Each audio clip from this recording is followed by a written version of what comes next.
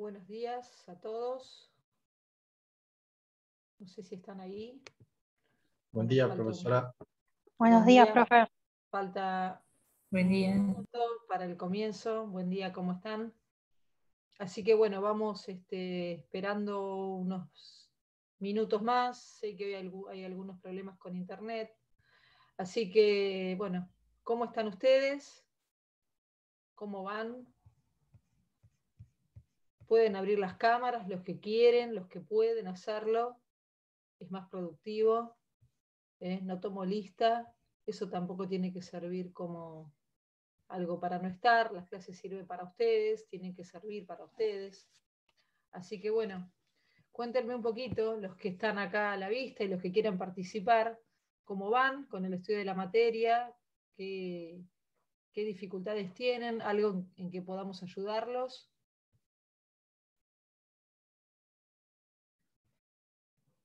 ¿Están bien? ¿Están al día?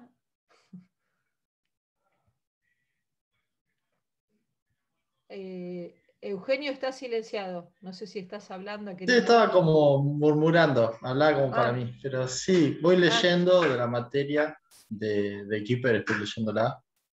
Pero sí, por ahora dudas no, sobre su tema no he tenido. Le he mandado a los otros profesores, sí, bueno, con los temas que van dando ellos.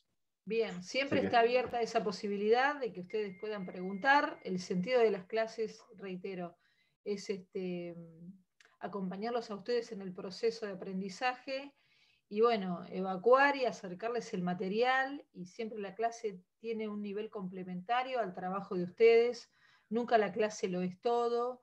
A veces de las clases pueden sacar buenos ejemplos, pueden sacar situaciones que les sirven para establecer esa relación entre la teoría y la práctica, pero en fin, hay un trabajo que es importante, que es la lectura que ustedes vayan haciendo de cualquiera de los autores. Y después complementar. La clase suma, el material extra suma, la jurisprudencia suma. A propósito de eso, les consulto lo siguiente. ¿Pudieron acceder? Yo les mandé unos casos de jurisprudencia a través del correo que ustedes me han facilitado. ¿Lo pudieron abrir? ¿Lo vieron o no? ¿O no pudieron hacerlo?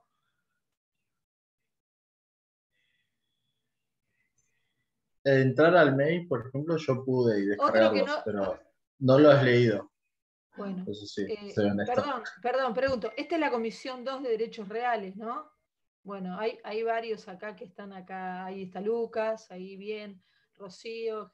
Abran las cámaras en lo posible porque es un trabajo es un trabajo conjunto. La clase implica un trabajo conjunto. Entonces, entiendo que es un curso que ustedes han elegido, es una cursada regular, más allá de la virtualidad que media esta relación, pero en lo posible es valioso y es tenido en cuenta la apertura de las cámaras. No lo pongo como una condición de cursada, hay docentes que ustedes saben que sí lo hacen, pero bueno, la idea es que el trabajo sea así, sea colaborativo, sea en equipo. Así que bueno, yo les envié antes de ayer, en esta suerte de contacto que tenemos, no solo a través del campus virtual, que es el material que está subido por la cátedra, sino en el marco de mi clase, yo siempre les pido ese correo, porque a veces para no sobrecargar el campus y porque tienen que ver con temáticas o cuestiones o ejemplos del contenido del tema que estamos viendo en el marco de la clase, yo les suelo subir algún caso de jurisprudencia, algo novedoso, algo que yo sé que después no solamente les sirve para aprender el contenido teórico, sino que también les sirve como ejemplo en el marco de la evaluación. Siempre pega más hablar atravesados por un ejemplo o por un caso de jurisprudencia, que a veces ustedes pueden ver plasmada la teoría en ese caso, que recitar teoría o remitirnos a la teoría de cualquier autor, Keeper y demás. Siempre el trabajo que hacemos acá, reitero, es un trabajo que procura, tiene la intención de ser diferente y de ser más analítico, y de ir más lentamente, pero ir más en profundidad. Por supuesto que eso tiene que ir acompañado con la lectura que ustedes hacen. Hayan llegado o no hayan llegado, al derecho real de dominio, que es el tipo real, como venimos diciendo, más emblemático, es la matriz más por antonomasia, más, es decir, por definición, ¿no?, más importante dentro de la nómina y dentro de del elenco de derechos o tipos reales previstos por el Código. Vamos a ver hoy, vamos a recuperar algunos conceptos que vimos en la clase anterior y vamos a recuperar algunos conceptos que ustedes tienen de otros cursos de derecho privado, concretamente la parte general, siempre nos estamos también a los contratos, es decir, vamos a traer todo aquello que ustedes ya saben y que traen a este curso de derechos reales y le vamos a sumar lo nuevo.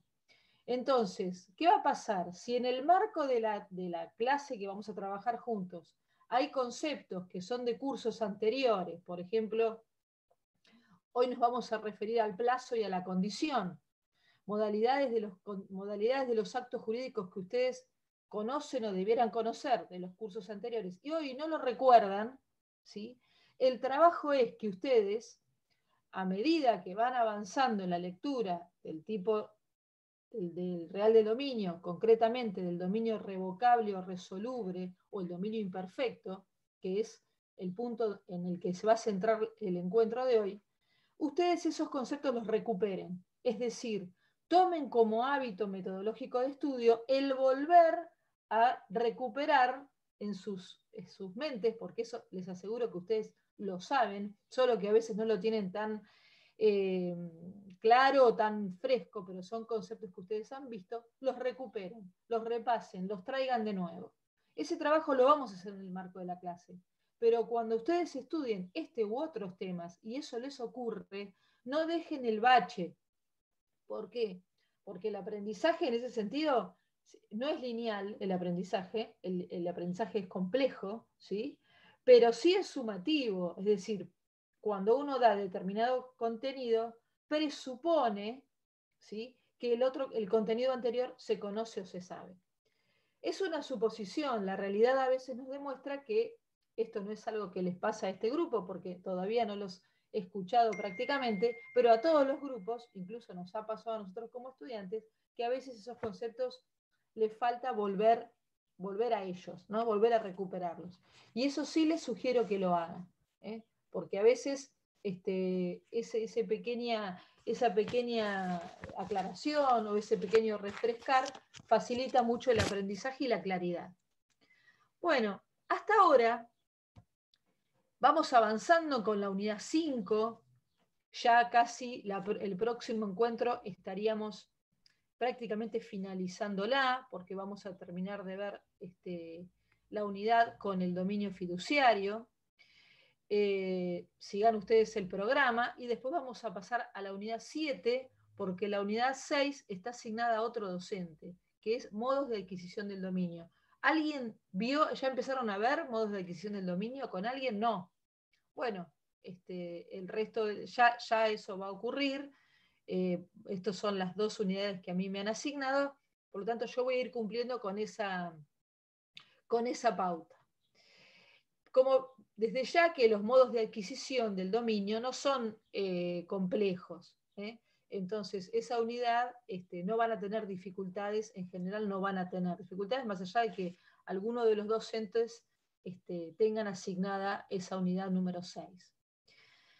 Hasta ahora vimos, para recapitular y sumar lo nuevo, es que hicimos una síntesis de la figura dominial o del dominio. El dominio como matriz emblemática, el dominio en términos del artículo 1941 como aquella figura jurídico real que importa la suma in re potestas o la suma de facultades, tanto sea de uso, de goce o disfrute de la cosa y de disposición material y jurídica. Esto en términos del artículo 1941. ¿Ahí estamos bien? ¿Hasta ahí me siguen? ¿Sí? Sí, profe. Gracias, Erika. Bien.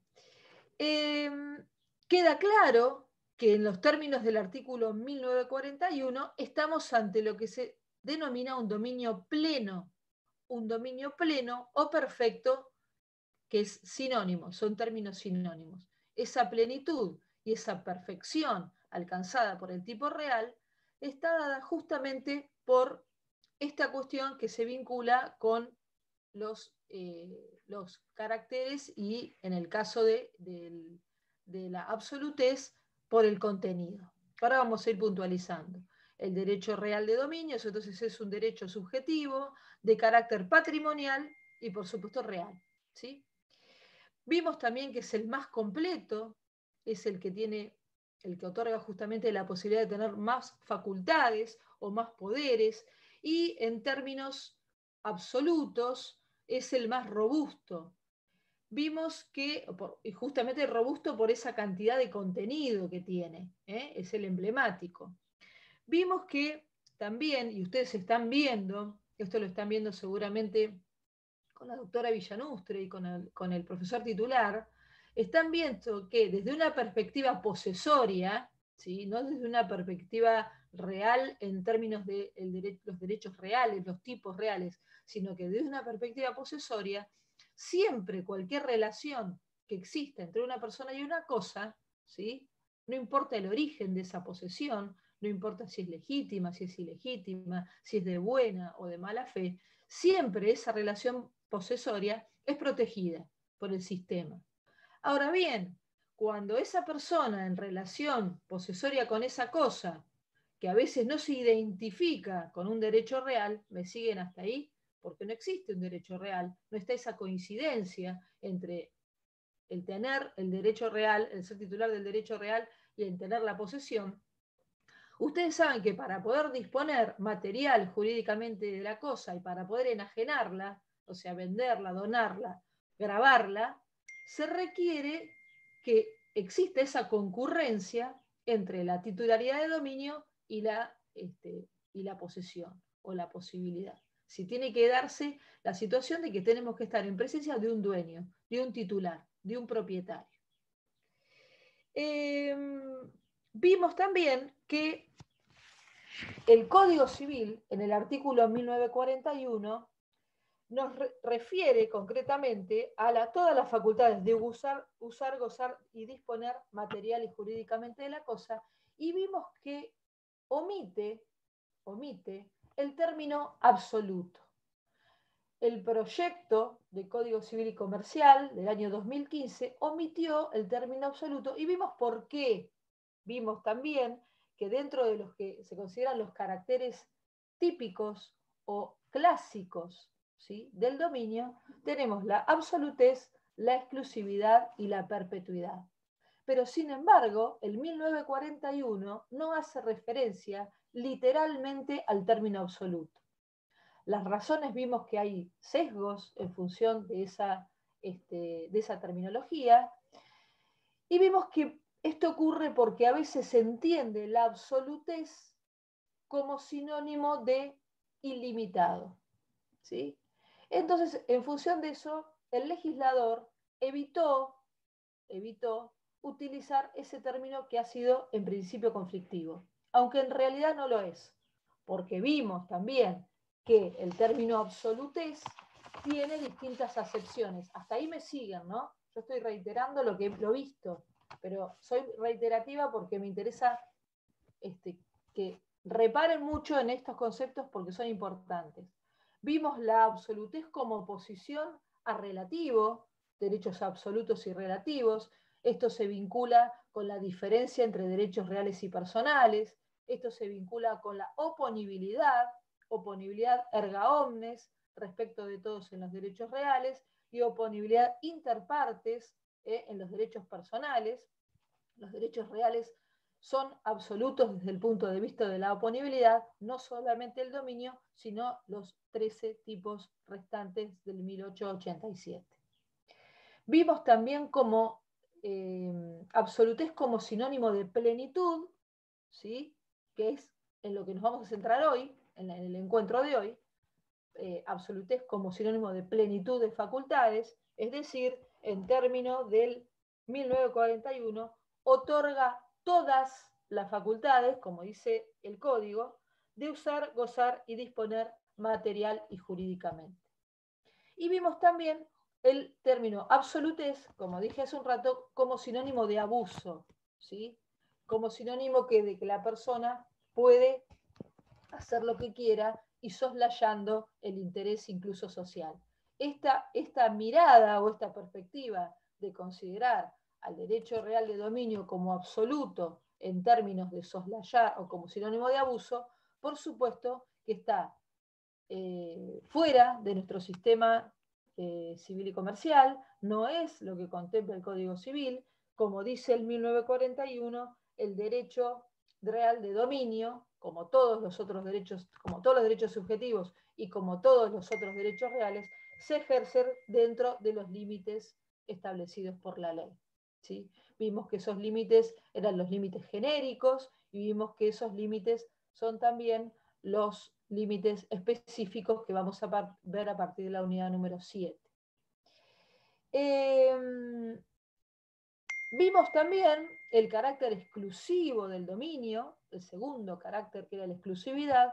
En cuanto a la titularidad, el dominio es exclusivo toda vez que no puede haber concurrencia de dos titulares por el mismo derecho, o sea, por el mismo derecho de la misma especie o género. Dos titulares de dominio, no. Si hay concurrencia de dos titulares de dominio, estaríamos en presencia de la figura jurídico real del condominio del 1887, inciso segundo. Pero sí puede haber concurrencia de derechos reales de distinta especie o género. ¿Sí? Podríamos tener concurrencia de dominio con hipoteca, podríamos tener concurrencia de dominio con usufructo o de dominio con servidumbre, etcétera, etcétera. ¿Hasta ahí me siguen bien? ¿Sí? Bien.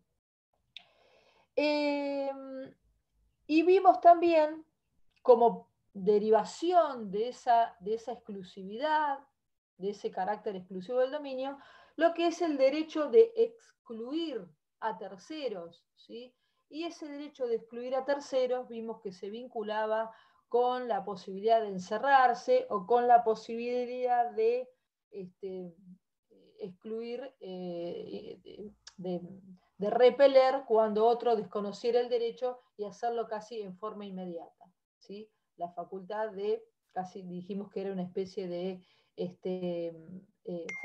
justicia por mano propia, pero por supuesto dentro de los límites de la ley, siempre y cuando esto sería posible cuando los auxilios de la justicia llegaran demasiado tarde. ¿Sí? Entonces pusimos el ejemplo de poder excluir a terceros y el ejemplo del auto mal estacionado en el garage, ¿sí? El ejemplo común.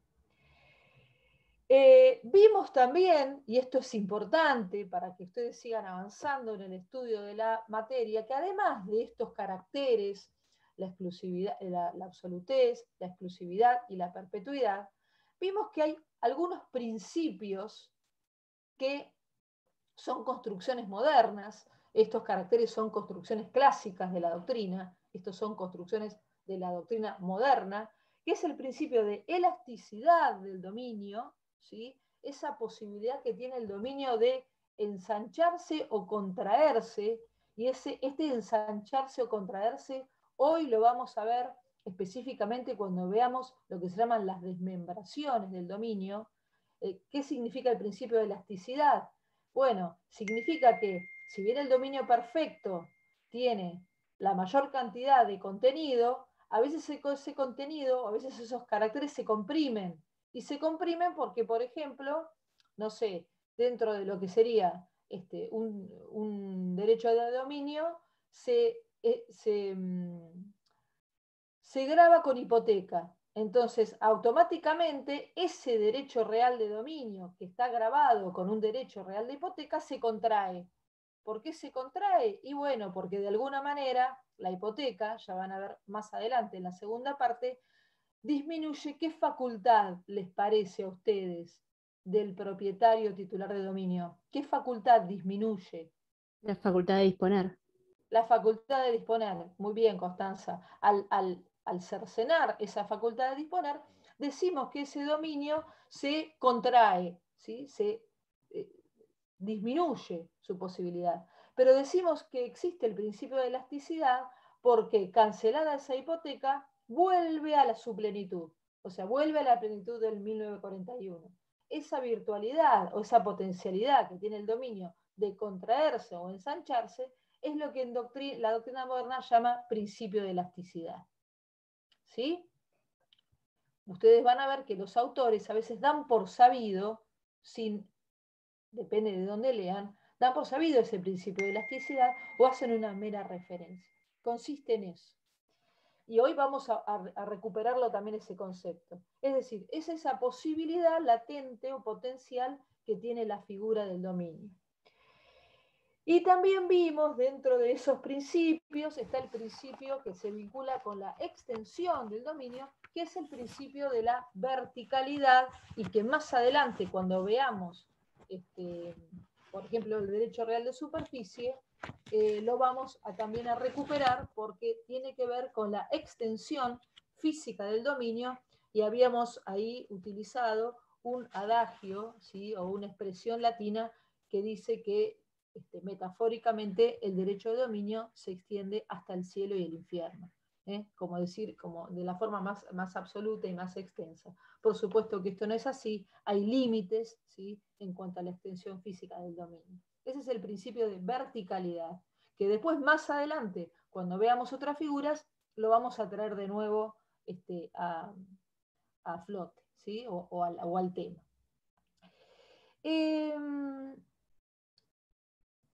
Ustedes vimos, para ya cerrar lo visto hasta el momento, que en contraposición a este artículo 1941, el sistema del Código Civil hace un anuncio en el último artículo de este capítulo primero, del título tercero, en el 1946.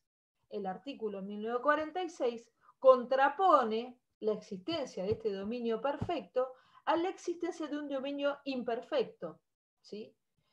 Si en sentido contrario, hacia el dominio perfecto, es el que tiene la mayor cantidad de contenido y es el que reúne todas las facultades de gozar y disponer material y jurídicamente de una cosa, el dominio imperfecto va a ser aquel en donde alguno de los caracteres esenciales, ya sea el absolutez, el contenido, la exclusividad, ¿sí?, del dominio o la perpetuidad, está alterado. O sea, digamos que se afecta, está afectado, sería el término correcto. Existe alguna afectación a uno de estos tres caracteres. Y vemos que ese anuncio que hace el 1946 les dice, el dominio imperfecto es, ¿alguien puede leer? ¿Me puede ayudar? Si alguien quiere leer, así lo hacemos más participativo. Tienen el código, yo supongo que todos tienen el código en mano, ¿sí? Así nos podemos seguir. ¿Lo leo, profesora? Sí, Eugenio, a ver. Dale, acá lo tengo. Artículo 1946. Dominio imperfecto. El dominio es imperfecto si está sometido a condición o plazo resolutorios, o si la cosa está grabada con cargas reales. Bien, acá vemos, en este anuncio que hace el legislador, que puede existir que el dominio esté sometido a una condición o plazo resolutorio, que estas son modalidades de los actos jurídicos, y estos son los conceptos que ustedes vieron en parte general que tenemos que recuperar, ¿sí? Y vimos que también la cosa puede estar grabada con cargas reales. Estos dos y el supuesto del dominio fiduciario son los tres supuestos de dominio imperfecto. Este anuncio que hace el 1941 tiene que ser completado con el artículo 1964 al que ahora nos vamos a remitir. Entonces acá tenemos los supuestos de dominio imperfecto cuando el dominio está sujeto a plazo o condición, en donde ahí, ¿qué carácter les parece que se alteraría o se afectaría? Alguien que no sea Constanza. El de perpetuidad. El de perpetuidad, bien Viviana, ¿sí? Porque hay un plazo o una condición. Si dijimos que el dominio era perpetuo y que no estaba sujeto o supeditado a ninguna restricción en el tiempo, vemos acá que hay modalidades de los actos jurídicos que vienen de alguna manera a afectar ese carácter esencial que es la perpetuidad.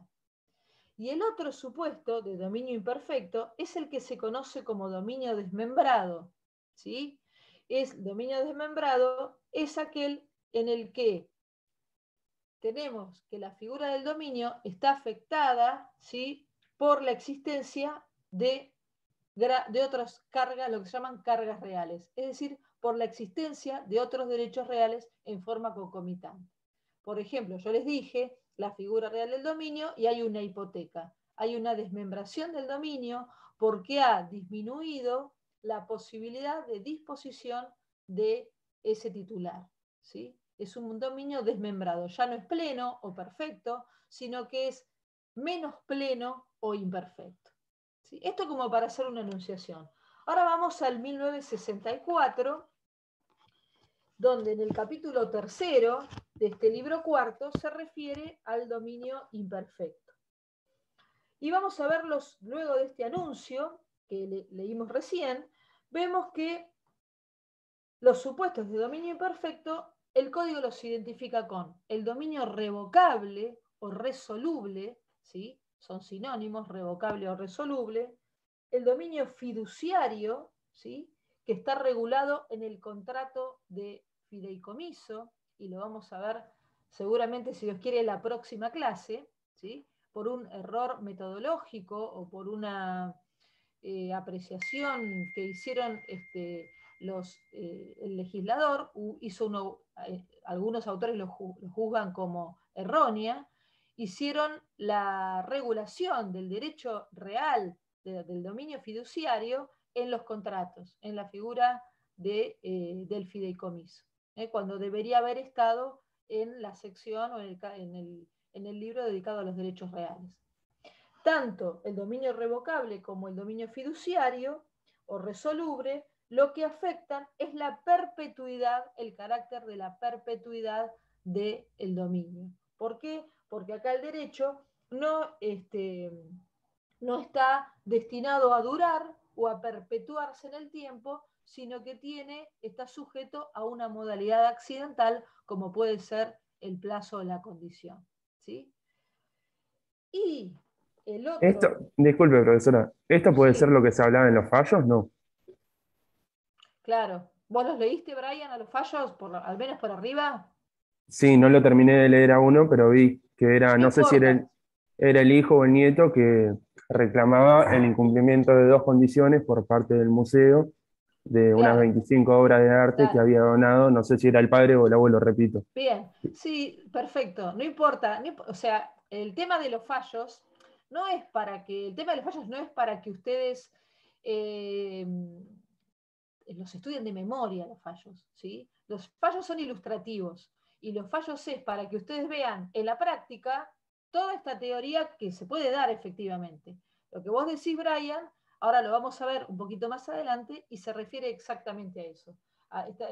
Los fallos que yo les di es una donación o dos donaciones, que son dos casos distintos.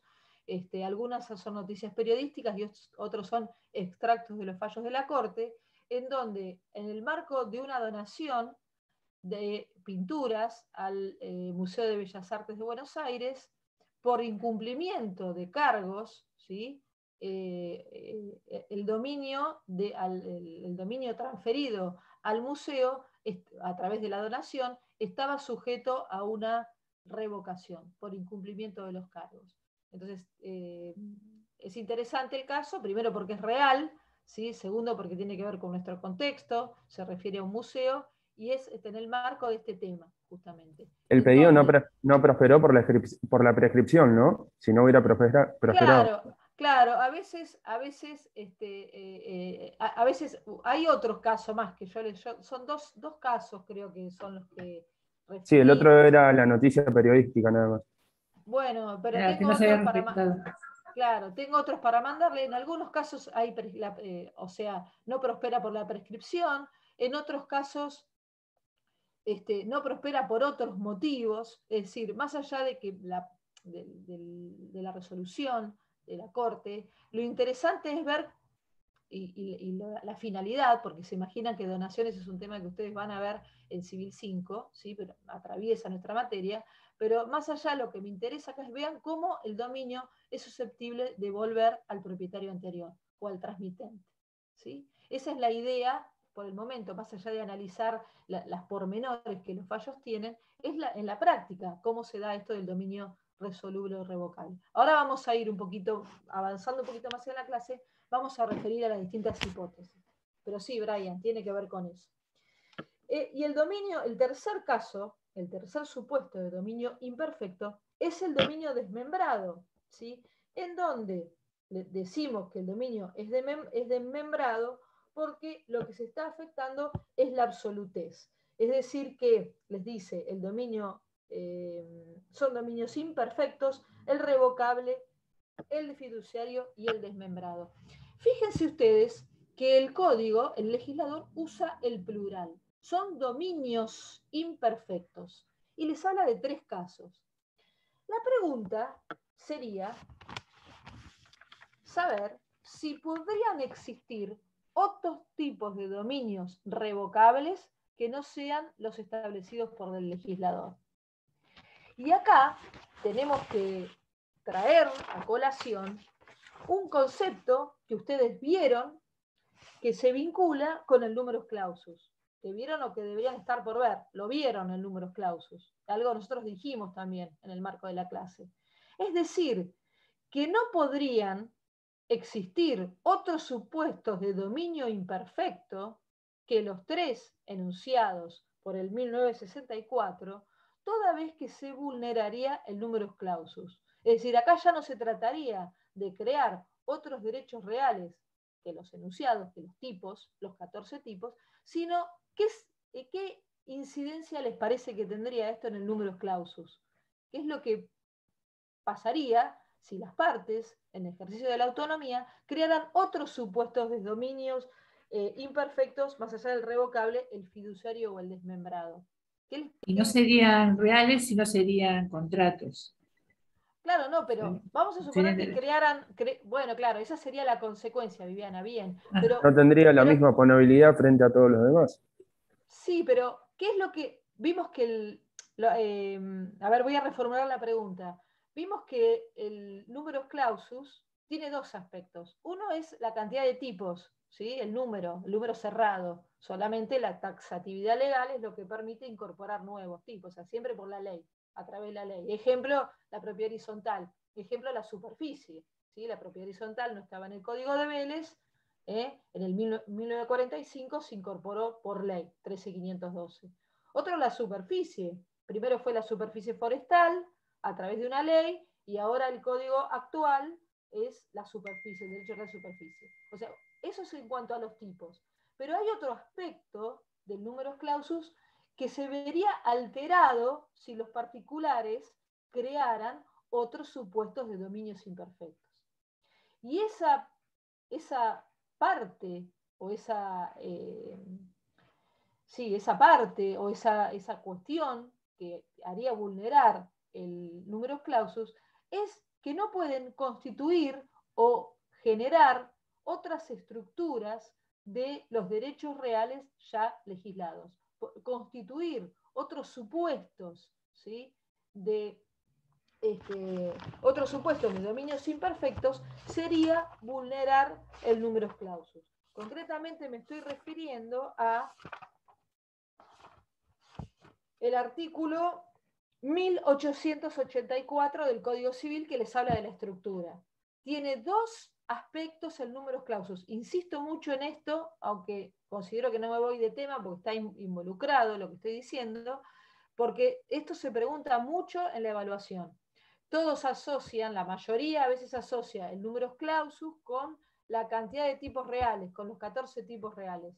Pero el numerus clausus tiene los tipos reales, que son creados por leyes, y tiene que la regulación de los derechos reales en cuanto a su contenido, adquisición, constitución y demás, también es una derivación de ese numerus clausus, está fuera de la autonomía. De modo que en síntesis no podría haber otros dominios imperfectos que los enunciados en el artículo 1964, porque se vulneraría este numerus clausus del 1883-84. ¿Sí? ¿Está claro esto? No puede haber Profe, otro. Sí.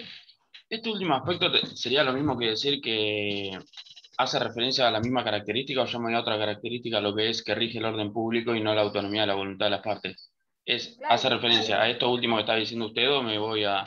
No, tiene que ver, porque sustancialmente todo lo que tiene que ver, Lucas, y está bien tu reflexión, porque todo lo que tiene que ver con la regulación y la constitución de los derechos reales es preponderantemente, y atención a esta palabra, preponderantemente de orden público, aunque existen escasos márgenes de autonomía de la voluntad.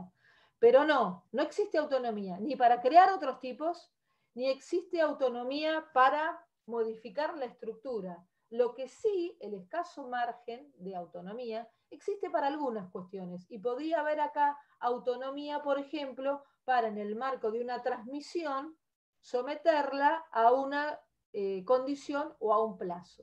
¿Sí? A eso sería no es que todo, porque si existe el dominio imperfecto y si existe el dominio revocable, ¿sí? Es porque hay un espacio de autonomía en donde las partes pueden introducir modalidades, lo que son las modalidades de los actos jurídicos. Pero esencialmente, ¿sí? Por definición, todo lo relativo a los derechos reales está permeado, como dijiste vos, Lucas, por el orden público y se vincula con lo que estamos viendo. Entonces, bien, el dominio revocable, que es en el que vamos a hacer hoy foco, ¿sí? Es aquel en el que está alterada, ¿sí? Esa posibilidad o afectada, para usar un término más significativo, esa perpetuidad. ¿Y por qué? Bueno, porque en principio el derecho real de dominio está dispuesto para durar indefinidamente, ¿sí? Sin plazos y sin condiciones. Pero en el dominio revocable va a extinguirse el derecho, o se va a consolidar, vamos a ver ahora qué pasa, por el vencimiento del plazo o el cumplimiento de una condición. ¿Sí? Vamos a avanzar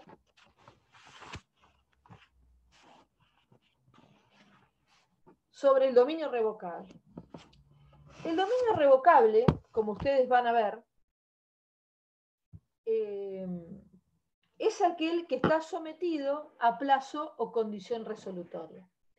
Vimos que, en principio, el dominio en términos genéricos, el dominio como tipo, está sujeto a lo que se llama la presunción de perfección, de plenitud.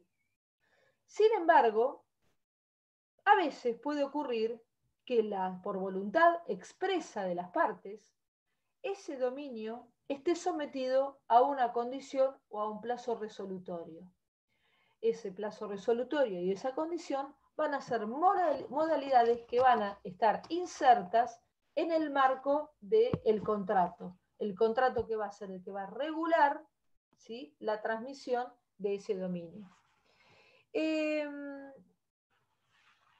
impone la existencia de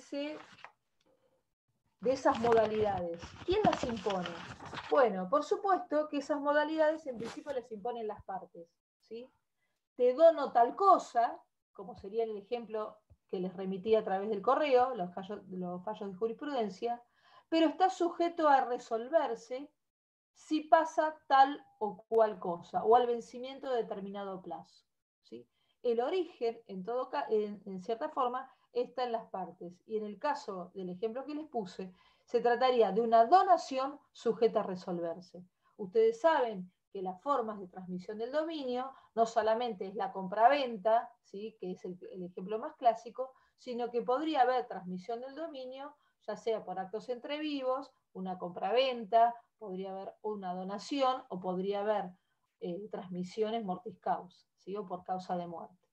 Entonces vemos que en esta transmisibilidad que está íncita en los derechos reales, las partes sujetan esa transmisión a una condición o a un plazo, que siempre tienen que ser resolutorios. Ahora vamos a ver cuándo son resolutorios. Siempre tienen que ser resolutorios. Otros casos del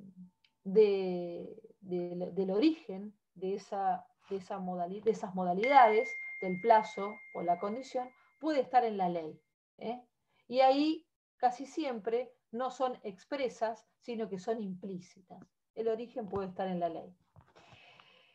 Alterini les dice que la condición resolutoria, ¿sí?, puede ser expresa cuando, o es expresa, cuando consta en el marco regulatorio y fue pactada por las partes en el contrato. E implícita, como dije hace un rato, cuando la fuente es la ley. ¿Sí? En ambos casos, siempre, reitero, tiene que ser resolutoria. Ejemplo, vamos a los ejemplos, que es la manera más fácil de entender. Las cláusulas expresas, como dijéramos, están sujetos a la autonomía de la voluntad de las partes. Las partes pueden o no estar, son accidentales, ¿sí? Por ejemplo, en el marco de una transmisión, yo dono mi estudio jurídico siempre y cuando, no vamos a poner ningún nombre de acá, Juan se reciba de abogado, ¿sí? ¿Eso qué sería? ¿Un plazo o una condición? Condición. ¿Por qué? Una condición. Porque Porque no manifiesta puede... tiempo. No, Tiempo. no tiene que ver Porque no va a suceder indefectiblemente. Y si Juan no se recibe de abogado, no se lo va a donar. Bueno, en realidad acá no es el tiempo el que tiene que ver, sino que tiene que ver lo que vincula y lo que diferencia a la condición del plazo es que la condición se trata de un acontecimiento que puede o no acaecer. Puede que Juan se reciba de abogado o puede que Juan no se reciba de abogado. En cambio, el plazo es un acontecimiento que indefectiblemente va a ocurrir. El plazo, recuerden, estoy repitiendo conceptos de parte general, el plazo, recuerden que es cierto cuando efectivamente va a ocurrir, ¿sí? Digamos, 30 días, 2 meses, una semana, es cierto, ¿sí? Y es incierto cuando sabemos que indefectiblemente va a ocurrir, pero no sabemos cuándo, ¿sí? Con certeza no sabemos cuándo. Es decir, en el caso, por ejemplo, llover, ¿sí? Va a llover. Bueno, ahora está lloviendo, pero va a salir el sol. Ahora tenemos más certeza, porque sabemos que mañana tal vez salga el sol, por el servicio. La tecnología ha hecho que algunos plazos inciertos tengan mayor posibilidad de certeza, pero no es exacto, ¿sí? Entonces, el plazo, o al revés, cuando vuelva a llover después de mañana, hay incerteza. Sabemos que va a llover efectivamente, pero lo que no sabemos cuándo. Es un plazo incierto. En cambio, el recibirse o no recibirse de abogado no es un plazo, sino es una condición, porque puede acaecer o no. Esa es la gran diferencia entre plazo y condición, y que ustedes lo tienen que recuperar esos conceptos para no confundirlos. Entonces acá, en el marco de esta autonomía, de la voluntad que tienen las partes, en el marco de una transmisión, una persona puede transmitir a otra el dominio de una cosa y sujetar su duración a una condición o a un plazo resolutorio, ¿sí? Si Juan, vamos a suponer que en el ejemplo que les doy, transmito mi estudio jurídico a Juan, hasta tanto mi hijo se reciba de abogado. Acaecido esa condición resolutoria, que es que mi hijo se reciba de abogado, automáticamente el dominio, ese transmitido a esa persona que va a ser la titular de dominio, que va a tener en ese momento ese dominio resoluble o potencialmente revocable, va a resolverse y va a tener efectos retroactivos y automáticamente ese bien va a volver a mí, que fui la transmitente. la transmitente del bien. No sé si fui clara con el ejemplo o los embarullé. ¿Sí? ¿Entienden? Sí, Es profe. decir, siempre está ¿Se latente. entiende? Siempre, bien, bueno, a veces uno tiene la sensación de que no, por eso pregunto. Siempre está latente, por eso es resoluble. Siempre está latente esa posibilidad de resolverse. Si acaece o no acaece. Esta Esa condición condición. Sí. ¿tiene alguna limitación en cuanto a lo que... Tiene una limitación que ahora vamos a ver cuál es, ¿sí? Porque tampoco, por una cuestión de seguridad, y por una cuestión de seguridad y también por una cuestión de certeza del estado dominial de los bienes, la ley, el legislador impone un plazo, que ahora vamos a ver cuál es. Entonces, bueno, esa cláusula de librada la autonomía de la voluntad, siempre en el marco regulatorio del contrato tiene que estar expresa. ¿Sí? Hay cláusulas que no están expresas y que están implícitas y que generalmente provienen de la ley. Una cláusula implícita que proviene de la ley es la causal de ingratitud. ¿Sí? ¿Vieron, por ejemplo, la causal de ingratitud en las donaciones? Cuando, por ejemplo, esto lo van a ver el otro cuatrimestre, cuando aprueben ya reales, van a ver que la causal de ingratitud es la que prevé la ley, como cuando, por ejemplo, aquella persona que se ha beneficiado con una donación, ha atentado contra la vida del donante, de su cónyuge, de sus descendientes, o lo ha injuriado. En ese caso, la ley presume que esa ingratitud resuelve la donación, resuelve el dominio. Pero tiene un plazo de prescripción, que es de 2 años. Entonces, si por ejemplo yo doné un bien a mi vecino, ¿sí? Pero mi vecino me injurió o atentó contra mi vida, la ley presume, ¿sí?, que esa donación vuelve a mí por ingratitud, por causal de ingratitud. Sin embargo, si yo dejo transcurrir el plazo de prescripción de 2 años y no lo pongo de manifiesto, esa revocación de la donación, o sea, yo tengo que actuar, se consolida. Y lo que, como dice Borda por ahí, lo que ha mediado es el perdón del donante. La ley entiende que ante la inacción del donante injuriado, lo que ha mediado es un perdón. ¿Sí? Eso es lo que entiende, lo que reflexiona Borda y lo que entiende el legislador. Por eso el plazo de prescripción.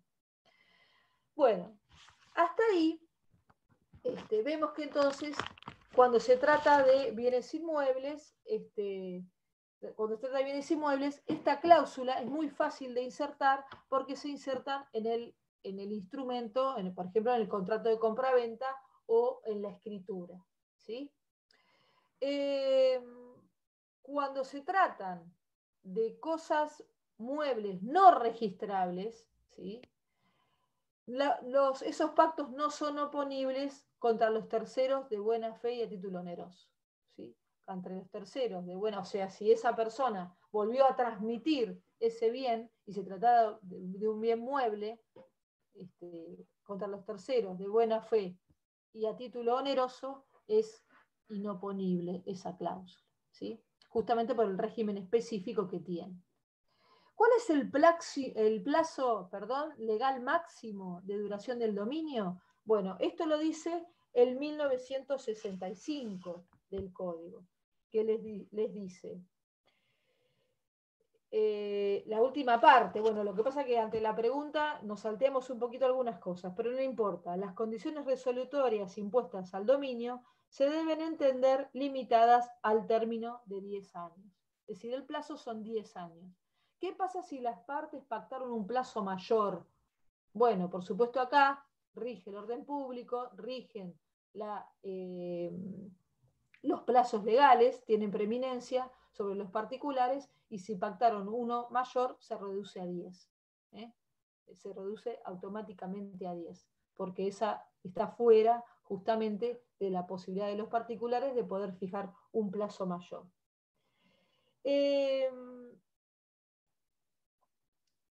¿Qué pasa también? Bueno, les quiero aclarar algo. Hay situaciones donde, por ejemplo, en el pacto de retroventa o en el pacto de reventa, que ahora vamos a ver que son supuestos que darían lugar a un dominio resoluble o revocable, en principio darían lugar, los plazos son menores, son 5 años para los inmuebles y 2 años para los muebles. Pero el plazo del dominio revocable por ley son 10 años, salvo estos supuestos. ¿Puedes repetir los supuestos? Sí, en el pacto de retroventa, ahora vamos a ver qué es, o en el pacto de reventa, los plazos son 5 años para los inmuebles y 2 para los muebles. ¿Sí? Bueno, entonces, si las partes convienen un plazo mayor, se reduce al máximo legal de los 10 años. ¿Por qué existen plazos improrrogables? Es decir, ¿cuál es la razón por la cual no puede existir un plazo mayor? Y bueno, esto es lo que les dije hasta el momento. Se vincula con el orden público, se vinculan con las normas que regulan a los derechos reales y se vinculan con la intencionalidad dentro de este campo de los derechos reales, de darle estabilidad, ¿sí?, a las relaciones dominiales y no generar un continuo estado de incertidumbre en relación al estado de los bienes. ¿Sí? Es decir, que siempre que el dominio es indeterminadamente resoluble, genera un estado de inestabilidad dominial, de inestabilidad del dominio. ¿Sí? Por eso es que existen plazos improrrogables, y existe este tope de los 10 años. ¿Sí? Y además por otra cosa, que no quería olvidar de decirles. También puede ser por el Sí, valor a ver. económico que tienen las cosas, ¿no? Porque, Bueno, por supuesto, también porque se los terceros vincula. también pueden estar pendientes de eso.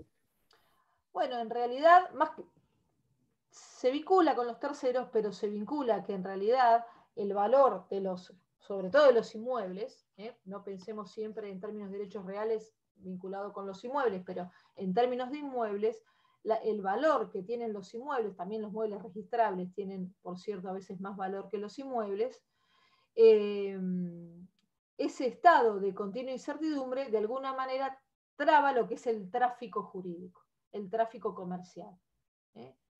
Y es lo que Vélez llamaba, es estar la propiedad continuamente embarazada, ¿sí?, de restricciones o de modalidades que lo que no dan es certeza y traban el comercio, traban el tráfico jurídico o la libre circulación de bienes. También se vincula con eso, sí, Brian, por supuesto. Y también se vinculan con algo, porque ustedes ven que las normas no son casuales, todo está vinculado y todo está entramado, como dije en la primera clase. También se vincula con algo que tiene que ver con el principio se trata de favorecer lo que se llama la perfección del dominio. Y con el principio de elasticidad que vimos al principio de la clase, siempre hay una tendencia a volver a la perfección del dominio. Que en todo caso ese dominio resoluble o revocable sea transitorio, que tenga un término, que sea 10 años, pero siempre hay una tendencia natural, ¿sí?, del sistema de volver a la perfección del dominio, de volver a la plenitud del dominio. Perfección como sinónimo de plenitud. ¿Sí? Entonces, ven todo lo que tenemos para decir con lo que ya sabemos y con lo nuevo. Que esa es la idea, por lo menos dejarles a través de la clase ideas, preguntas, y que ustedes después cuando van a leer van a conectar. La tendencia a la perfección, la tendencia a la plenitud, la tendencia al 1941. El que hicimos referencia prácticamente estas últimas 2 clases. Profe, ¿estas condiciones son oponibles a terceros? Sí, por supuesto, son oponibles a terceros para ser oponibles a terceros, ahora vamos a ver, tiene que ver con la forma, eso, ¿sí? Porque me imagino un tercero que entre en un conflicto y, bueno, esta persona le quiere oponer la condición. Bien, bueno, por ejemplo, a veces la ingratitud, ¿sí?, la causal de ingratitud en las donaciones, como tiene que ver un vínculo específico entre el donante y el donatario, a veces esa causal de ingratitud le es inoponible al tercero, porque tiene que ver con la ingratitud, es algo que es una conducta disvaliosa que vincula al donante con el donatario, ¿sí? Y a veces ahí no alcanza al tercero, ¿sí? Si hubo una transmisión, si el donatario volvió a transmitir a un tercero, ¿sí? Y ese tercero es de buena fe, a título oneroso, y la cosa no es robada ni perdida y demás, bueno, le sería inoponible, porque esa causal de ingratitud hace a lo vincular entre donante y donatario.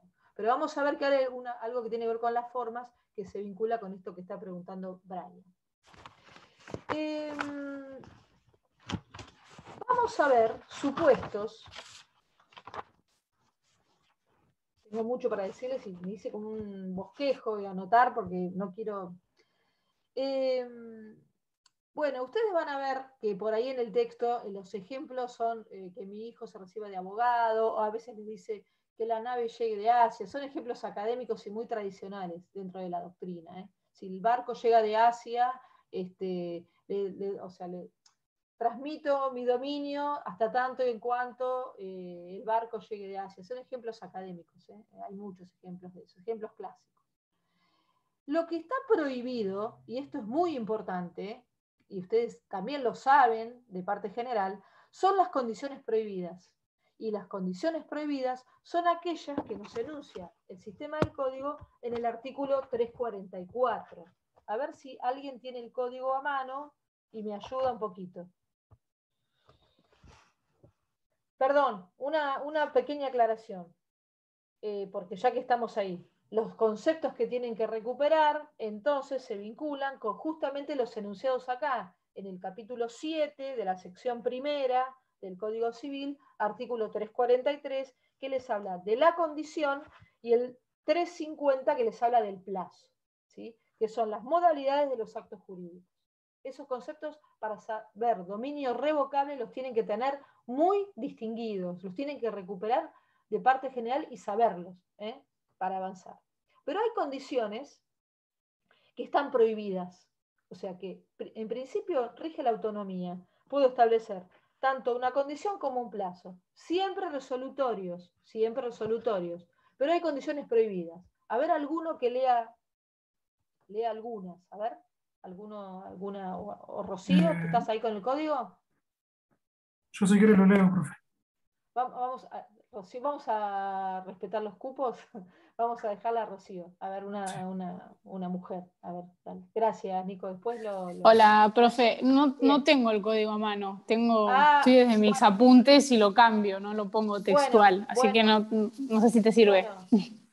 Bueno, más o menos. Pero no importa que a mí no me sirva, Rocío. A vos te va a servir estar con el código. No tienen que estudiar de apuntes solamente.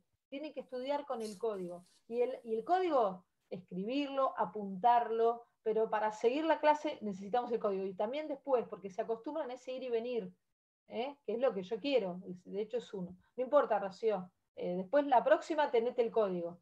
Nicolás, a ver. Sí. 344. Condiciones prohibidas. Condiciones prohibidas. Es nulo el acto sujeto a un hecho imposible, contrario a la moral y a las buenas costumbres, prohibido por el ordenamiento jurídico o que dependa exclusivamente de la voluntad del obligado. Bien, perdón, voy a hacer una aclaración, Nico, perdón. Cumplimiento imposible, el ejemplo típico que se pone en tocar el cielo con las manos, es el ejemplo académico, de cumplimiento imposible. Llegar a la luna caminando, de cumplimiento imposible, por lo menos hoy, es imposible, ¿sí? Esos son, lo aclaro eso. Seguí, Nicolás. La condición de no hacer una cosa imposible no perjudica la validez de la obligación si ella fuera pactada bajo modalidad suspensiva. ¿Continúa? Sí, léeme el otro párrafo. A ver, se tienen por no escritas. Bien, se tienen por no escritas las condiciones que afectan de modo grave las libertades de la persona, como la de elegir domicilio o religión o decidir sobre su estado civil. Bien, yo no podría decir o establecer una condición que yo dijese, le dono a Juan mi estudio jurídico si nunca se casa. Podría ser podría ser una alegría para Juan o no, no lo sé, sí, pero no podría porque atentaría contra qué cosa. ¿Contra qué cosa atentaría? Contra la libertad de él. Libertad también. Con los derechos Claro. personales. Personalísimos, ¿sí? Personalísimos. Bien, Viviana, sí. O sea, contra la libertad. O no, que nunca se mude de domicilio, que siempre viva en tal dirección. También atentaría contra su libertad. ¿Sí? Esas son las condiciones que está, o que sostenga la religión católica.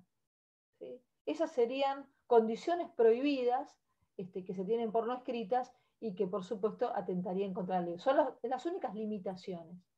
¿Cuál sería Después, un ejemplo de cuando dice que depende exclusivamente de la voluntad del obligado? Yo también te iba a preguntar eso.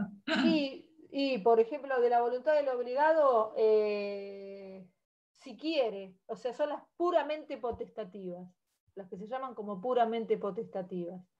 Dependan, por ejemplo, ir a Buenos Aires si quiere, que dependan solamente del no ir a Buenos Aires si quiere, puramente de él, no ir a Buenos Aires ampliamente, sino que algo dependa exclusivamente de él. ¿Y el sentido de esto es que porque no tendrían sentido? Por supuesto, por supuesto, por supuesto, no tendría sentido, porque sería, o sea, no habría ningún, porque ahí, no estaría obligado. Fíjate, ¿qué es lo que no pasa? ¿Qué es lo que no pasa? ¿Qué es lo que deja de ser una condición incierta? Que no produce ningún efecto aparte. No está obligado, profe. No estaría obligado ahí, no hay obligación. Bueno, pero está bien, pero el código lo aclara, pero puede o no ocurrir. Justamente la esencia de la condición, está bien, Viviana, lo que decís, la esencia de la condición es que el acontecimiento puede acaecer o no puede acaecer. Si es puramente potestativa, es decir, si quiere, dejaría de... ¿Dónde está ese acaecimiento? Dependería solamente de la voluntad de la persona, con lo cual, bueno, no tendría mayor sentido. A eso se refiere. Por eso aclaro algunos que son los que tienen un cumplimiento imposible, por ejemplo. Ojo, que las condiciones, algunas que en apariencia aparecen hoy como imposibles, bueno, en algún momento pueden volverse posibles, ¿no? Pero en principio, a primera vista, no. Si quiere, sería antojadizo. Ese tipo de condición puramente potestativa o que dependan solamente de la voluntad, serían antojadizas. Bueno, entonces ahí está la limitación. La única limitación son estas, la del domicilio, la religión, la del estado civil, las puramente potestativas, las que fueran de cumplimiento imposible, o tanto física como jurídicamente imposible. Vamos a ver situaciones que podrían, les hice una nómina, esto tal vez no lo encuentran en los textos así enunciado, tal vez sí, tal vez no, depende del autor, algunas categorías que podrían dar lugar a la revocación del dominio en el marco de los contratos, o dominio revocable o resoluble. Un supuesto es el pacto comisorio, que podría, no es que resuelve el dominio, sino que podría dar lugar al dominio resoluble o revocable. El pacto comisorio, ¿ustedes recuerdan lo que es? ¿Alguien recuerda lo que es? Es una resolución del contrato ante el incumplimiento en un contrato de obligaciones recíprocas, ¿sí? El incumplimiento de una de las partes trae aparejada la posibilidad de resolver el contrato por incumplimiento. Artículo 1833 a 1839 del Código Civil. La existencia del pacto comisorio en el marco de un contrato podría dar lugar a la resolución, a la revocación del dominio. 1083, a ver, ¿alguien si lo puede leer?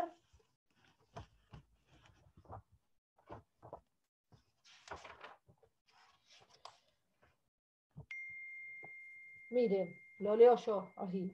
1083, resolución total o parcial. Una parte tiene la facultad de resolver total o parcialmente el contrato si la otra parte lo incumple. Ante el incumplimiento, la otra parte que cumplió puede pedir la resolución. Esto lo vieron en contratos ustedes. ¿Les es familiar? ¿Lo vieron? ¿Recuerdan? Pero los derechos de declarar la resolución total o la resolución parcial son excluyentes. Bueno, no importa, no nos extendemos sobre todo al pacto comisorio, pero es un supuesto. Este incumplimiento que genera el pacto comisorio puede dar lugar a un dominio resoluble o revocable. Otro supuesto es el pacto de retroventa y el pacto de reventa, que hoy me refería al principio de la clase. El pacto de retroventa, no vamos a poder leer todos los artículos, pero sí se los enuncio. Está legislado el artículo 1167, ¿sí?, del Código Civil y Comercial. Son cláusulas accidentales, donde el pacto de retroventa es cuando el vendedor se reserva la facultad de recuperar la cosa vendida. Por ejemplo, vamos a un ejemplo. Yo le vendo mi terreno a Brian, ¿sí? Pero el terreno de al lado de mi casa, se lo vendo a Brian, que es mío. Yo tengo mi casa y tengo un terreno, un ejemplo hipotético, ¿no? Pero si la municipalidad me aprueba los planos para construir un edificio, ¿sí?, en ese caso hago reserva de la facultad de recuperar la cosa vendida a Brian. Porque yo estoy especulando, quiero construir un edificio en esta zona, ¿sí?, pero la municipalidad todavía no me aprobó, porque es una zona residencial. Es un ejemplo hipotético, ¿no?, que en el marco de la evaluación se los piden a veces, por eso busqué un poco ejemplos para ayudarlos. Pero yo todavía no tengo aprobado, no tengo el permiso para construir, y necesito plata. Entonces voy a hacer algo, se lo voy a vender a Brian, ¿sí?, porque necesito dinero. Pero voy a introducir esta cláusula accidental, se llama accidental porque puede o no estar, las partes pueden pactarla o no, que si la municipalidad aprueba mi proyecto, yo tenga la posibilidad de recuperar la cosa vendida, ¿sí? De ahí de alguna manera hay una condición que es incierta, puede o no ocurrir que la municipalidad me apruebe ese proyecto, pero en el caso de aprobarse, ¿sí?, yo tengo la posibilidad de recuperar la cosa vendida a Brian. ¿Está claro el ejemplo? ¿No sería abusivo ese ejemplo? No, pero puede tener que ¿El ver ejemplo mucho o el la precio. cláusula es abusiva? La cláusula, al parecer. Porque el ejemplo, ¿quién? ¿Constanza? ¿Me preguntaste? Sí, soy yo.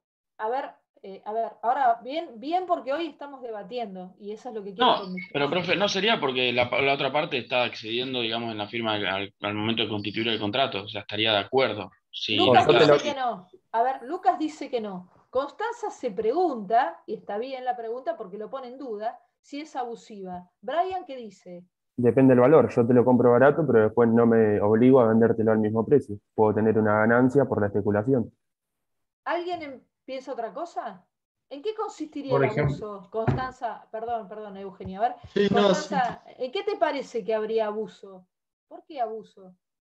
Por la onerosidad del contrato, en realidad. Pero yo no hablé de monto de contrato. ¿Dónde está la onerosidad? A ver, expliquemos, porque está muy buena la pregunta. A Claro, ver. porque para mí, de por sí, como estamos hablando, no sé si de un terreno o algo que me tienen que aprobar desde la Yo municipalidad. estoy poniendo un ejemplo hipotético. Claro, ¿sí? claro, sí, Bueno. pero de repente como que pensé que yo sí compro, porque sale un valor importante hoy en día comprar algo, bajo esa cláusula, que si la aprueban, te tengo que devolver. No sé si me tienen que indemnizar, calculo que sí, pero... Por supuesto, el otro tiene que devolver el precio. Claro, ¿sí? claro. Tiene Por que eso se me tenerlo hace como pagado. medio raro. Bueno, pero ustedes saben, Es más, Eugenio, a ver. en el artículo que leyó la profesora, dice que en el caso de que se haga la restitución, hay exceso o disminución en el precio convenido. Porque, por ejemplo, en el caso del ejemplo de que si la restitución es para un edificio, ahora el terreno vale más. Quien vendió tendría que restituir más plata ahora de lo que le pagó el comprador al inicio, por ejemplo. Todo eso eso, es contrato, es voluntad de las partes. Ahí está, esa es la respuesta. Y se someten voluntariamente a ese contrato de retroventa. Nadie obliga a nadie. Esa es la respuesta. Todo lo que dicen puede pasar. En el marco de la negociación, primero que en el marco, yo le vendo a Brian y Brian en todo momento tiene conocimiento de que esa venta está sujeta a una condición, que es la aprobación de los planos en la municipalidad.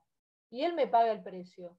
Bueno, después no puede darse por no enterado o sentir que hubo una actitud abusiva o engañosa por parte mía. Esto dentro de lo que es la libertad negocial en el marco de los contratos que ustedes vieron en contratos, es posible, ¿sí? Porque esa cláusula está expresa, forma parte del contrato, que es el marco regulatorio de nuestra relación con Brian, con lo cual él no podría darse por no enterado o por abusivo.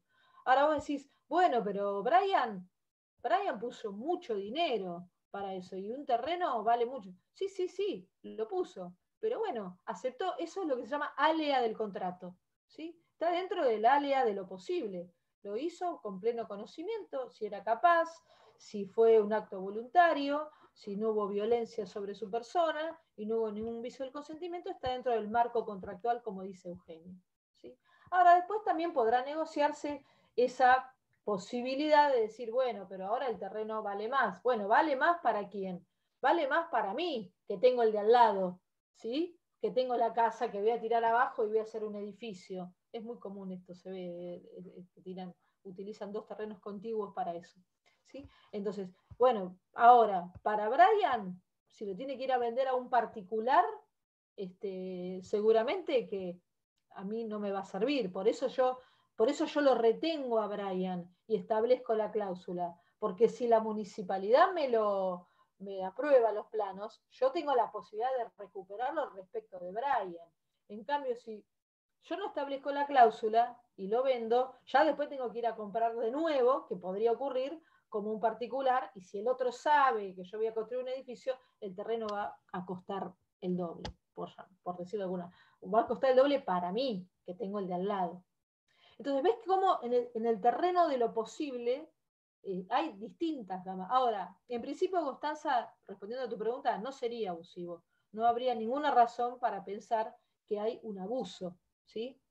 En esto, porque justamente en materia contractual rige ahora, vos decís, uy, pero puso mucha plata. Bueno, pero Brian lo sabía, ¿eh? Y además Brian tal vez le va a sacar el provecho que dice Eugenio. Va a decir, Eugenia, me va a decir a mí, vos ahora vas a construir un edificio y vas a vender las unidades a más del valor, vas a triplicar el monto. Bueno, yo quiero una competencia, y eso entrará dentro de la posibilidad de negociar. Claro, ahora ya me quedó más en claro. ¿Te quedó claro? Pero ven cómo Sí. todas estas cuestiones en la vida, no estoy hablando de algo ajeno a lo cotidiano, a lo que ustedes pueden ver o saber o vivir por su experiencia o conocer o ver por las noticias periodísticas. Son cosas que ocurren. Entonces, esta posibilidad del pacto de retroventa o de reventa, que es al revés, es el comprador el que se reserva el derecho de devolver la cosa comprada, como en el caso del ejemplo que les di, Brian, establecemos la cláusula, el pacto de reventa, que es decir que Brian dice, mirá, yo te compro el terreno de al lado, pero a mí me interesa más el que está enfrente, porque es la vereda del sol. Si el dueño se decide y me lo vende, yo te devuelvo el de al lado. Ahí es Brian el que, porque yo quiero el que tiene sol. Por un ejemplo hipotético que se me ocurre ahora. ¿Sí? Me interesa la vereda del sol porque vale más, porque no hay humedad, etcétera, etcétera. Entonces, eso también podría ocurrir. Que el comprador se reserve el derecho de devolver la cosa comprada. Son las dos posibilidades, y esto lo vieron en materia contractual. Pero lo traemos acá, porque acá vemos cómo existe una conexión entre los derechos reales y los contratos, ¿sí? Justamente los contratos son la fuente muchas veces de los derechos reales. Pero esta es la idea de los que les quiero significar. Cómo esas situaciones o esas cláusulas o esas modalidades pueden dar lugar a dominios que son revocables, que vuelven al anterior propietario.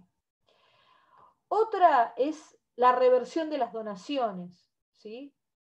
El supuesto de reversión de las donaciones está en el artículo 1841. Ustedes tomen nota de los ejemplos o de los supuestos, porque no están en todos los textos. Por ejemplo, los que estudian de Keeper no hace una enunciación, por ahí refiere algún ejemplo, pero no hace una enunciación. Yo busqué para darles en la clase, para sumarles a esas lecturas bibliográficas, ejemplos. Otro es la reversión de las donaciones, 1841 a 1841 del Código de Vélez, 1566 del Código actual, ¿sí? 1566. A ver, ya estamos. Pacto de reversión. En la donación se puede convenir la reversión de las cosas donadas sujetando el contrato a la condición resolutoria del que el donante o el donatario, su cónyuge, sus descendientes o el donatario sin hijos fallezcan antes que el donante. Vamos a suponer, me voy a matar yo, vamos a suponer que yo dono algo a Juan, ¿sí? Y yo establezco la cláusula de reversión de las donaciones, porque yo quiero que Juan, no sé, es una persona que yo aprecio y yo no tengo herederos o puedo disponer de mis bienes y dono algo, dono mi bien, dono mi casa a Juan. Pero resulta que Juan fallece antes. Entonces, mediante esta cláusula puedo, es una condición, porque es una condición incierta, puede o no ocurrir que él fallezca antes, pero yo me reservo la posibilidad de que si Juan fallece antes, se puede revertir la donación y volver el dominio hacia mí otra vez, ¿sí? ¿Por qué? Porque yo no quiero que, por ejemplo, mi intención es beneficiar a Juan, pero no a los hijos de Juan ni a los sobrinos de Juan que eventualmente podrían llegar a heredarlo. Mi afecto o mi intencionalidad está focalizada en la persona de Juan, ¿sí? Entonces, eso es posible también. Y entra, por supuesto, dentro de la autonomía de la voluntad, ¿sí? O sea, acá no hay, es jurídico, el análisis que hacemos es jurídico y no estamos juzgando si eso está bien, está mal, si es insensible. No, estamos juzgando que la donación es una liberalidad técnicamente y que tiene una finalidad. Como no está la legítima, o sea, no está la herencia legítima de por medio, la persona puede disponer libremente. Y en ese caso podría establecer esa condición de la reversión de la donación hecha. Otra es... Esto de nuevo, perdón, esto de nuevo encontraba una limitación temporal, ¿no? Volvemos a lo mismo. Tiene un plazo, creo, la reversión de la... me parece que son 2 años, no me acuerdo bien exactamente, pero creo que sí. Creo. La verdad no me acuerdo en este momento el plazo, te soy honesta, pero sí tiene el límite temporal. Otro supuesto es la supernacencia de hijos. ¿Qué es la supernacencia de hijos? Y bueno, yo, siguiendo el mismo ejemplo, para no complicarlos, yo no tenía hijos, ¿sí? Y se lo doné a Juan, pero resulta que tengo un hijo. Y bueno, estaba sujeto a la condición de que yo no tuviera hijos. Entonces, inmediatamente, en el momento de tenerlo, ¿sí? Bueno, se produciría una que es distinto a la ingratitud ahí, ¿no? O sea, hay que nace otro hijo, eso es una causal diferente. Nace un hijo y bueno, está sujeto a esa condición. Mientras no tuviera hijos, se consolida el dominio.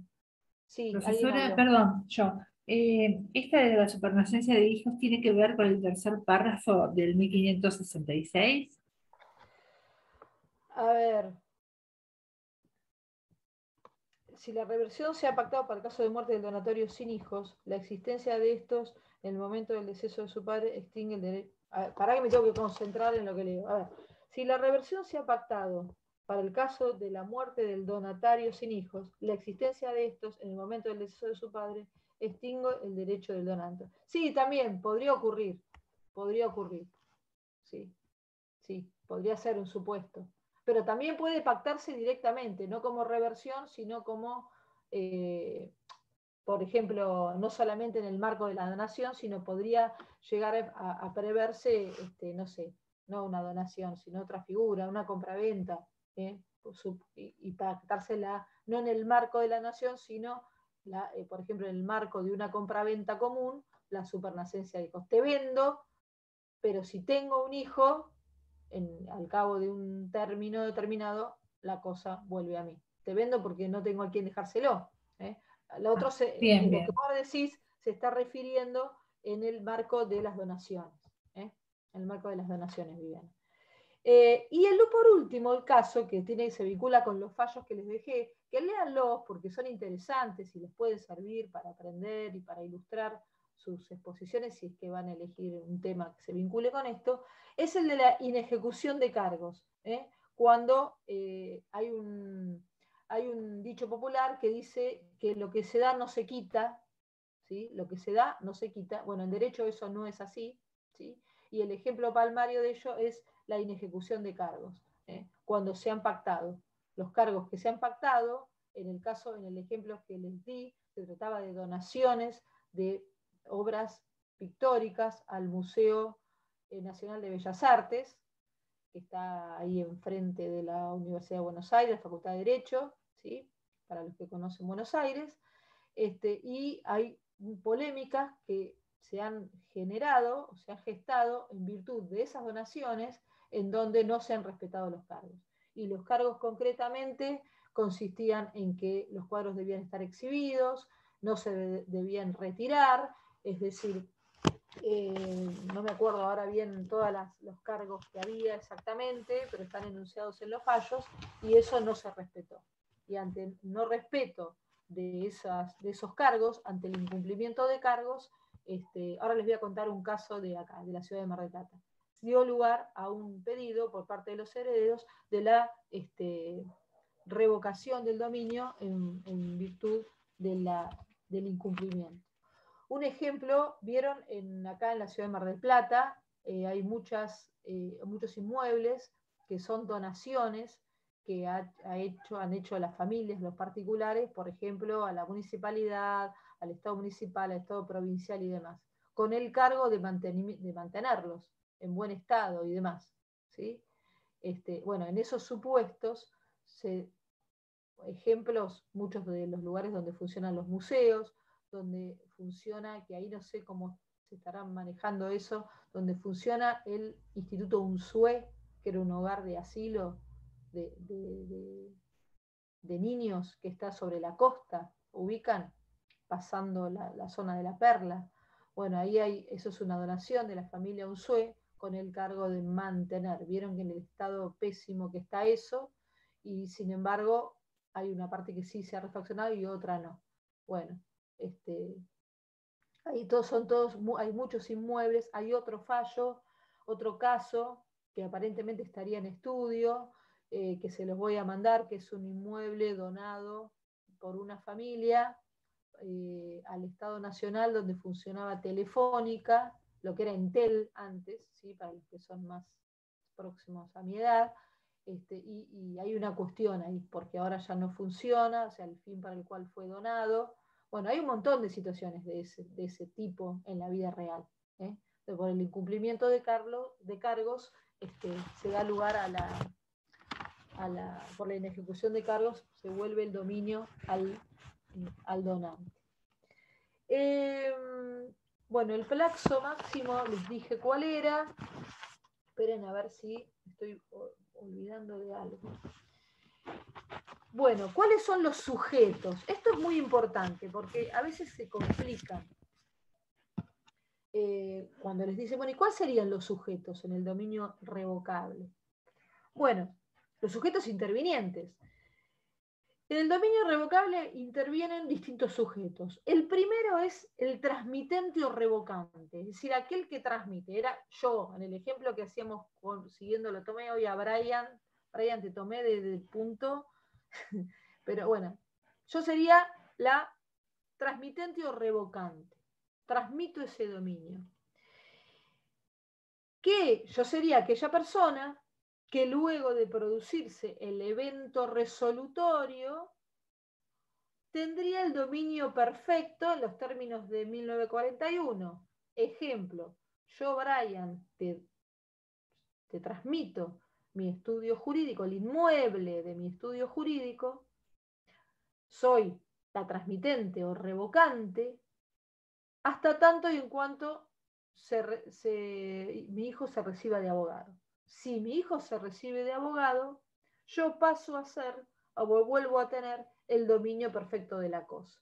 Porque justamente quiero que mi hijo, vamos a ejemplos así que mi hijo se quede con el estudio y ejerza la profesión de abogado y recibido. O sea, yo vuelvo a obtener ese dominio pleno, esa presunción de perfección se consolida en mi persona. Y Brian lo sabía durante 8 años, 9 años que mi hijo estuvo para recibirse, tuvo el pleno dominio de la cosa durante ese tiempo, pero después se revocó. Es como que está latente o potencialmente esa posibilidad de revocación. Brian, siguiendo el ejemplo, es el dueño revocable. Miren, fíjense la importancia de los términos. Revocable. Yo revocante, porque acaecido ese acontecimiento futuro e incierto, que es la condición de que mi hijo se reciba de abogado, yo soy el revocante. Yo soy la revocante. Y Brian es el revocable. Fíjense el término, la importancia. Revocable quiere decir que puede o no ocurrir, ¿no? Esa potencialidad estaría íncita en el término revocable, ¿sí? ¿Qué va a ser? Brian va a ser el titular de dominio. Esto es importante. ¿Que hay una vez un estudiante me preguntó, ¿que hay 2 titulares de dominio? No. El titular de dominio es Brian Sechetto va a ser el titular de dominio, y es el titular de un dominio sujeto a resolverse. Es decir, que no es perfecto, no es pleno, sino que es menos pleno o imperfecto, justamente porque está sujeto a la posibilidad eventual de resolverse. ¿Me siguen hasta ahí? Y si yo le vendo el inmueble a un tercero, ese tercero ya no es oponible, ¿no? La cláusula esta. Bueno, en caso de ser algo registrable es más fácil. Vos solo podés transmitir un derecho que tenés no más extenso del que tenés. Estarías transmitiendo esto el demuestra perfecto. algo que tanto Brian como Eugenio, ya leyeron. Está demostrando esto, que es como que ya vieron la película. Entonces me la están adelantando. Ahora vamos.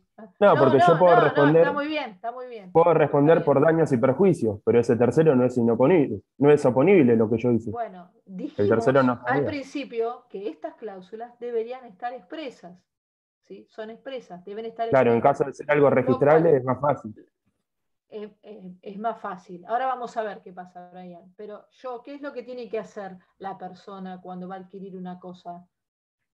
Eso, por supuesto, que el registrador va a haber tomado Hacer las diligencias constancia. necesarias. ¿Y cómo soy diligente? Voy a tener que hacer un estudio de títulos. Hacer informe de dominio.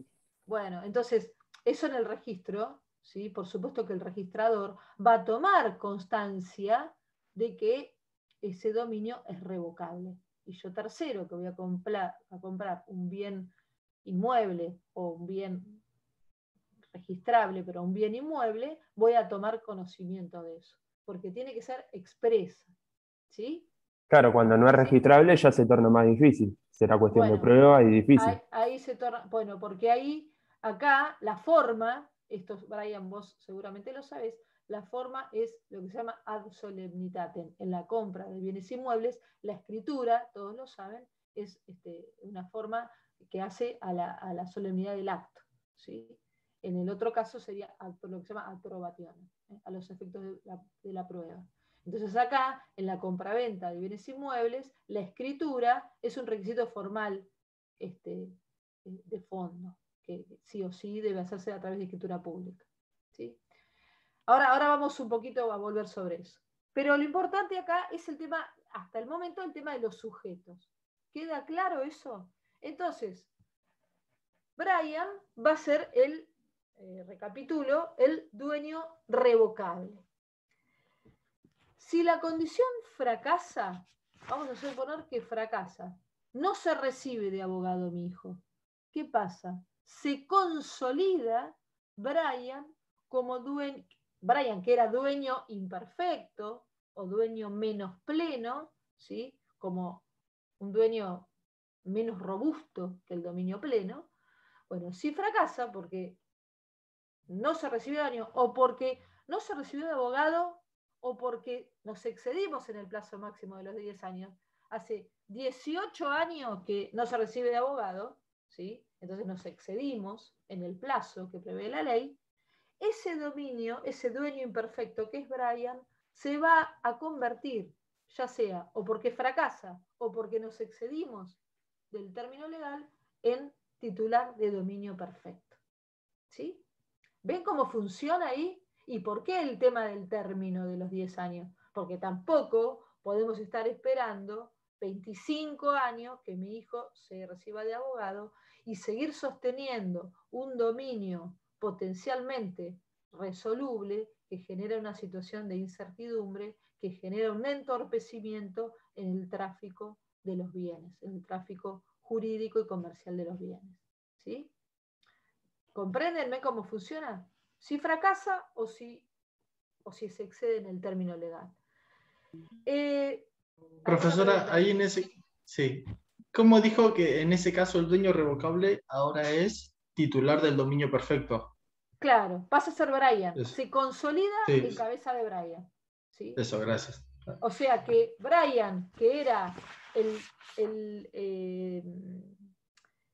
titular revocable, por eso yo les hacía especial hincapié en el término revocable, potencialmente revocable, está como latente la posibilidad, porque estamos todos los años viendo a ver si se recibe o no de abogado, y no se recibe, y sigue, y pasan los años y sigue. Bueno, tiene un término, son los 10 años. O porque fracasa, porque no se recibió, porque se fue a estudiar ingeniería y no decidió que no se va a recibir más, ¿sí? O porque se excedió en el término, se consolida en Brian. Y ahí Brian se convierte en dueño, de dueño imperfecto pasa a ser el dueño perfecto. O sea, en términos del código, de los artículos del código, pasa a ser dueño perfecto en términos del artículo 1941. Esperen que les digo exactamente. El dueño, cuando cierro el código, después me cuesta encontrar los artículos. El dueño era el dueño perfecto, ¿sí? El transmitente era el dueño perfecto y se encuadraba en el 1941. Y Brian se encuadraba en el 1946. Tenía un dominio imperfecto, ¿sí? Él no el transmitente, o sea, cuando el dominio lo transmito, no sigue siendo dueño el otro. Pero tiene latente esa posibilidad de volver a recuperar la cosa.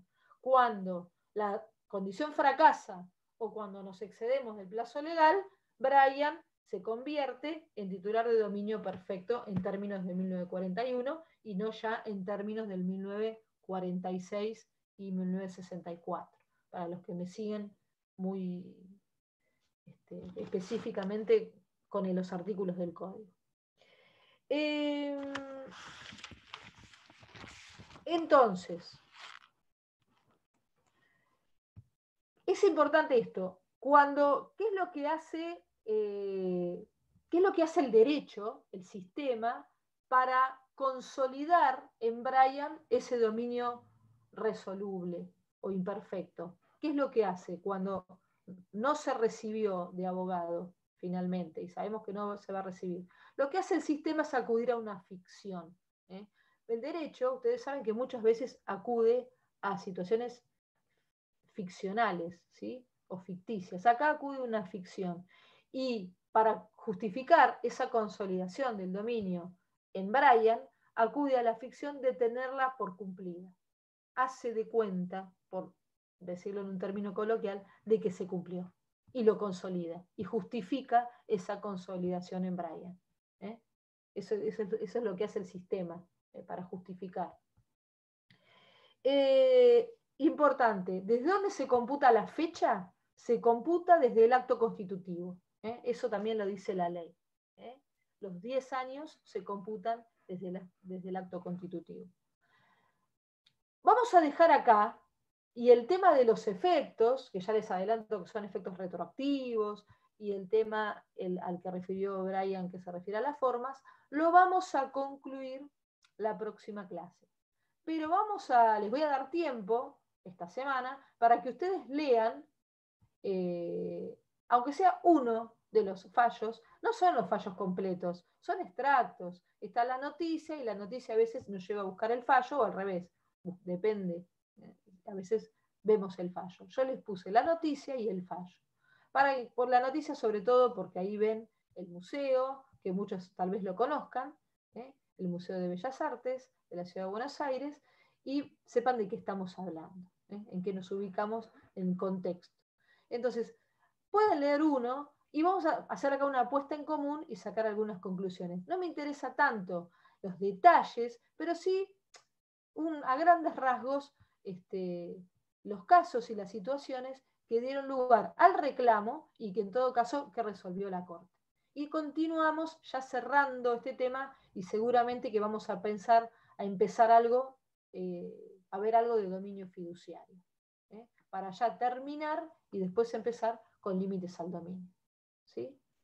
Pero repasen, o sea, lean los fallos y hagan como un repaso de qué es un plazo, de qué es una condición, una lectura muy por arriba. No les pido que conozcan el tema, porque seguramente que todavía están viendo posesión. Las lecturas individuales estimo que van por ahí. Así que bueno, volvemos a cerrar este tema en el próximo encuentro, si les parece bien. Dale, muchas gracias. Bueno, perfecto, gracias. Que les haya servido, y lean los... Chao, profe, gracias. Sí, chao, gracias. Adiós. Hasta luego. Gracias a todos. Nos vemos el jueves. Hasta luego. Nos vemos. Chao, profe.